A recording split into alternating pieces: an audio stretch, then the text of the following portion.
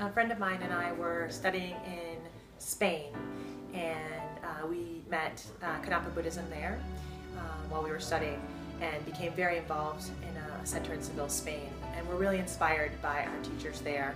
So we wrote a letter to Venerable Geshe-la to ask if there were people in the DC area that were interested in Dharma. We could help set up classes, and we got a letter back saying the New Kadampa tradition would send a teacher to DC to teach in both DC and New York.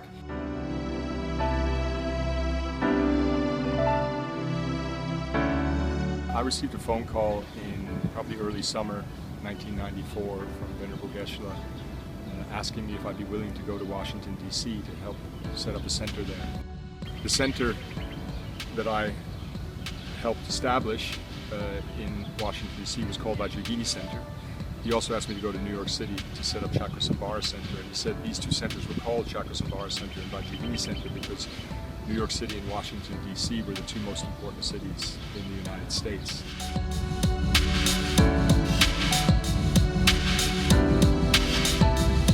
So I decided to move into the center in the first year, actually, that I met Dharma. And that was when we lived on Cleveland Avenue in a huge house. So we each had bedrooms. There were 8 to 10 of us at any given time, mainly 8 of us, if you include Morton. And it was a little interesting now to think about, because I was the oldest one living in the house and I was 24. So everyone else was under 24. And now, thinking about who we were then at that time in life, to have that kind of inspiration and energy to really hold a center together seems pretty amazing.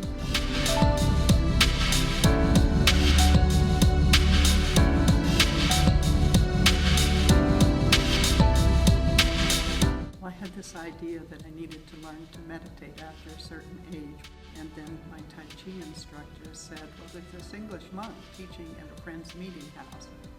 And so I went there, and he was coming from Vajrayogini Center in Washington, D.C., and all we had in Baltimore was one weekly branch.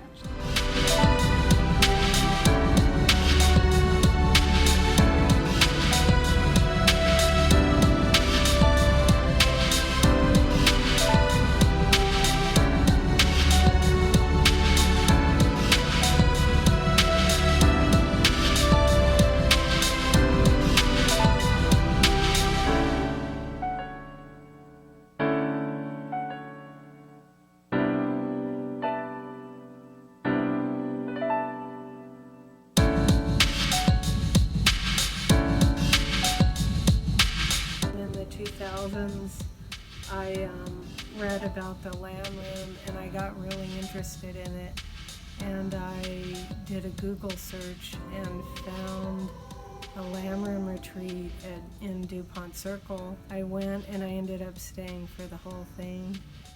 I met Genyema on the bus about a year ago. We just started talking and I asked about the center, and she invited me and made me feel very welcome. A friend of mine brought me there, a friend from work. She was very happy. She was, you have to come here. That was, I think 9 months ago. I started coming to Monday night meditation on Capitol Hill about 1.5 years ago. I found the center through a meetup, and I found it in it was January of 2016. Came to the first class and I loved it, and so I kept coming. And so it's been about 2 years now, almost 2 years that I've been coming. I think it's made me a happier person because it's reminded me that it's all in my mind. It's about how I approach things and how I decide to relate to things. Initially, I think it just helped me stabilize my mind, but also it introduced me to much more potential. We just hope that the center continue growing, and we want to be part of it. Being such an international city with people from all over the world, we really have a potential to impact not only the people in our area, but the people in many different corners of the globe because of the influence of the city of DC. So I think that's just such a neat thing to be a part of.